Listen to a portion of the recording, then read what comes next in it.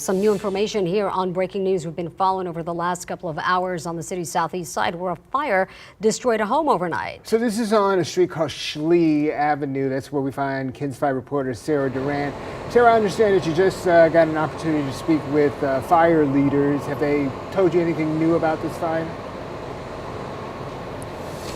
Yeah, Marvin, we know that the flames here earlier this morning were so big they actually caught the power lines on fire here. This is in front of the house where the fire started, but they actually caught the fire, or rather the power lines on fire. You can see a line is still hanging down from the telephone pole there.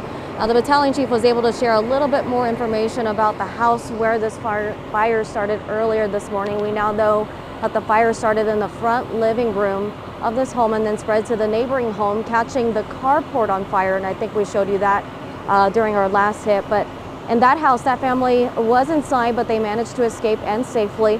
Now, as for the initial house, it's described as having hoarder-like conditions inside. This made it very difficult for firefighters to gain access inside of the home and bring this fire under control. Now, in these situations, the battalion chief told me there could be multiple challenges for firefighters. This includes tripping hazards, zero visibility, even hotter flames for firefighters to battle.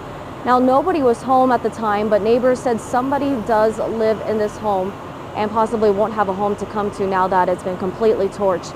Now, at this time, fire investigators do remain here on scene. However, the battalion chief told me it may be difficult to determine a source of this fire because of those hoarder-like conditions. He said that's very common in these types of fire investigations. But again, you can see that the house is just completely damaged at this time.